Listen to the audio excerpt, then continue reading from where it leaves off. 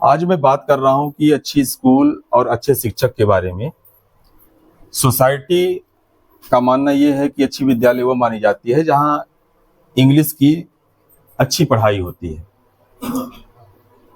और टीचर भी वही अच्छे माने जाते हैं जो इंग्लिश अच्छी तरह से पढ़ाते हैं। अच्छी स्कूल चलाने के स्टेप में 10 बजे सूचना की घंटी, और ये घंटी कितने मिनट, लगभग 1 मिनट तक आप बजाइए 10-20 बार अच्छी घंटी। बच्चे आ गए दौड़ करके। इसके बाद जब 10:30 बजे प्रार्थना कराएं, प्रार्थना में आप तीनों भाषाओं का प्रयोग करिए। भाषा सुनकर के सीखी जाती है, हिंदी, इंग्लिश और संस्कृत में। यदि आप डेली मान लीजिए कि प्रेयर कराते हैं इंग्लिश में भी, तो इंग्लिश वर्ड को जब डेली सीखेगा, मोटिवेशनल कोई सॉन्ग कराते हैं जैसे मान लीजिए वी शैल ओवरकम, हम होंगे कामयाब, हिंदी और इंग्लिश दोनों में, रोज सुनेगा 2-3 महीने तो उसे याद हो जाएगा। और याद होने के बाद जब वह बोलेगा तो शब्दों का प्रभाव शरीर पर पड़ता है, कार्यों पर पड़ता है, अपने कर्तव्य पर पड़ता है, तब वह अच्छी तरह से अपने कार्य को करेगा। ब्लूटूथ स्पीकर का यूज करिए और अच्छी उसकी साउंड रहती है। व्हाट्सएप ग्रुप बनाना है और उस ग्रुप में अपने स्कूल के आसपास जो भी नागरिक रहते हैं उनको अनिवार्यतः जोड़ना है, उनके बच्चे पढ़ते हो अथवा न पढ़ते हो, क्योंकि ये मैसेज जाना चाहिए आप जो काम कर रहे हैं अच्छा काम कर रहे हैं।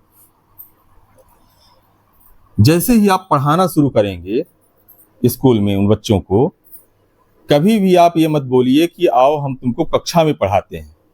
बच्चों को बैठा करके उनसे सामान्य बातचीत आप प्रारंभ करिए। एफएलएन का सार मैं बता रहा हूं। कहां से प्रारंभ करेंगे आप? व्यावहारिक रूप से बात करते हुए।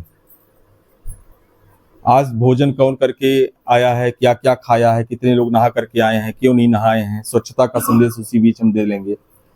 भोजन में क्या क्या किए हो, यदि बासी रोटी खा के आया तो वहां पर बताएंगे कि अच्छा भोजन करना चाहिए जिससे हम हृष्ट और पुष्ट रहें, हमारा स्वास्थ्य अच्छा रहे।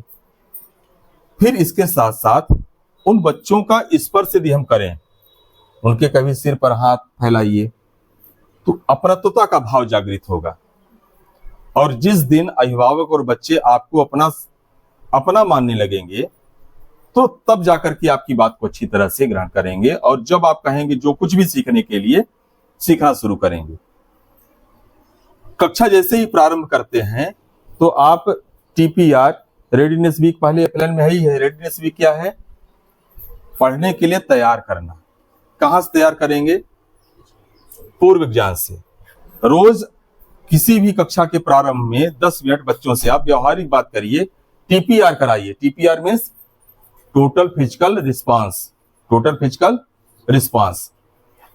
इतना कराने के बाद आपको क्या पढ़ाना है, आपका टॉपिक क्लियर होना चाहिए। ऐसा ना हो कि हम कुछ भी पढ़ा रहे हैं, बच्चे कुछ भी लिख रहे हैं, और पूरे दिन करने के बाद बच्चे जब चले गए अपने घर, उनको मालूम ही नहीं चला कि आज किस बिंदु पर बताया गया। थोड़ी देर के लिए मैं यहाँ पर रुकता हूँ। मान लीजिए कि आज का मैं प्लान बनाया, एक उदाहरण मैं बता रहा हूँ कि मुझे आज डेज ऑफ वीक जो है, डेज ऑफ वीक पर मुझे चर्चा करनी है। अब ये मेरा टारगेट हो गया। आज के लेसन प्लान में मैं बात करूंगा डेज ऑफ वीक। हमारे मन में है, बच्चों से कैसे मैं इसको बात करूंगा? बच्चों से मैं कह सकता हूं आज कौन सा दिन है। कौन सा दिन है आज? जैसे आज कौन सा दिन है? कौन सा है? वेडनेसडे। कौन सा है? वेडनेसडे। इसलिए हम बोल रहे हैं कि हम जैसा सुने हैं वैसा बोल रहे हैं। उसका सही प्रोनाउंसिएशन हम करेंगे, वेडनेसडे होता है।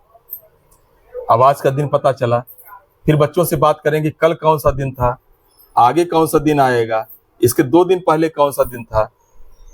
अब उनको ये महसूस नहीं हो रहा है कि सर हमको पढ़ा रहे हैं, या तो उनके लिए खेल है। कितने लोग बता सकते हैं ऐसे जब बच्चों से बात करेंगे?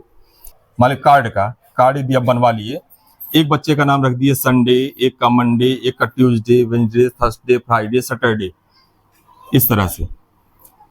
अब एक एक बच्चे को एक ही शब्द याद करना है, उसको पूरा साथ नहीं याद करना है। उनको हम पंक्तियों में अथवा गोला बना करके खड़ा कर दिए, हम बोलेंगे कि जिसका नाम बोलेंगे वो जंप करेगा आगे की ओर। हमने कहा ट्यूसडे, हो सकता है ट्यूसडे वाला लड़का न इतना एक्टिव रहे कि मेरा नाम ट्यूसडे है, लेकिन मंडे वाला जानता है कि इसका नाम ट्यूसडे है। प्रत्येक स्कूल में 10% स्कूल में बच्चे अच्छे होते हैं, 10% सभी स्कूल्स में। उनका हमको उन बच्चों के साथ सीखने सिखाने की प्रक्रिया में सहभागिता के साथ सक्रिय करना है। तब वह बच्चा बोलेगा कि यार ट्यूसडे तुम हो, कूद जाओ। इस खेल में जब 15-20 मिनट हो जाएगा तो सबको अपना अपना पता चल जाएगा कि मेरा नाम ये है। ये है TPR।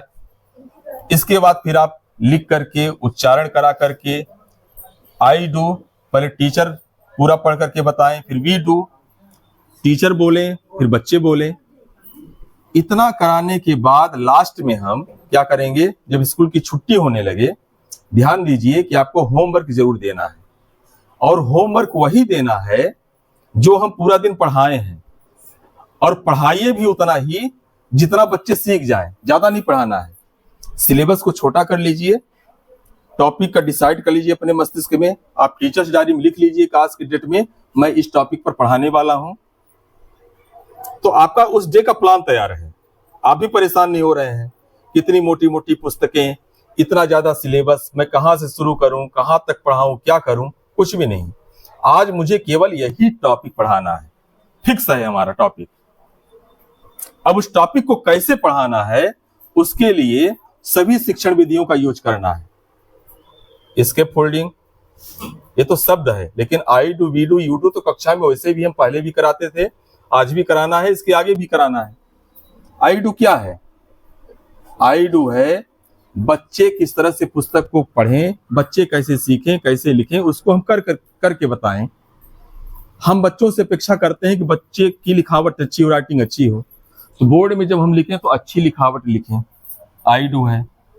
हम बच्चों से अपेक्षा करते हैं कि बच्चे हमको गुड मॉर्निंग बोले, बच्चों से गुड मॉर्निंग पहले हम बोल दें, गुड मॉर्निंग स्टूडेंट्स, फिर नहीं बोलेंगे तो सब लोग बोलिए गुड मॉर्निंग, तो बच्चे बोलेंगे गुड मॉर्निंग, आई डू है। हम अपेक्षा करते हैं कि हमारे बच्चे प्रेयर में ऐसे सावधान मुद्रा में हाथ जोड़ करके अच्छी उच्चारण के साथ प्रेयर करें, तो हम भी उनके साथ करें। पहले रोक दें, पहले देखो, ऐसे करना है। हमको मालूम है कि हमारे बच्चों की हाथ में पुस्तक होनी चाहिए, तो हमारे हाथ में भी पुस्तक हो। जैसा हम चाहते हैं उसी तरह से सीखने सिखाने की प्रक्रिया में टीचर अपनी एक्टिविटी को स्कूल में करें। अब वी डू बच्चों के साथ मिलकर, जो बच्चे नहीं कर रहे हैं उनके साथ मिल जाए। और यू डू क्या है? यू डू असेसमेंट है। जैसे जो कुछ भी हम पढ़ाए, तो किसी भी बच्चे से, मोहित नाम के बच्चे से, सुमित नाम के बच्चे से जब मैं पूछा, तो मान लीजिए कि पढ़ाने के बाद मैं पूछा कि चलो डेज ऑफ वीक बताओ, उसने नहीं बता पाया, तो हम व्हाई पर जाएं, क्यों, इसके सीखने में क्या समस्या है, इसका रिजल्ट निकालने में टीचर का विशेष योगदान है। विद्यार्थी क्यों नहीं सीख पा रहा है? क्या उसका मन नहीं लग रहा है सीखने में, अथवा उसको समस्या हो रही है कि पूर्व ज्ञान उसका कमजोर है, अथवा आज के दिन उसकी कोई ऐसी व्यथा है कि अपने घर से परेशान है, ऐसा भी होता है।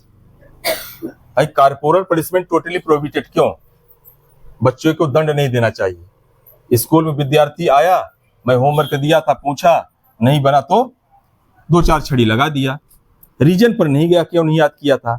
ऐसा भी तो हो सकता है कि वह बच्चा, हो सकता है कि उसकी माँ बीमार रही हो और रात भर अपनी बीमार माँ की सेवा वो करता रहा, इस कारण से पढ़ना चाहता था फिर भी नहीं पढ़ पाया, और सुबह होते होते बैग उठा करके स्कूल का समय हो गया, स्कूल में आ गया और होमवर्क नहीं याद किया है।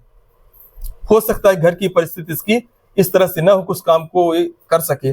उसके लिए हमें पर्याप्त समय लेकर के अच्छा एनवायरनमेंट बनाने की आवश्यकता होगी।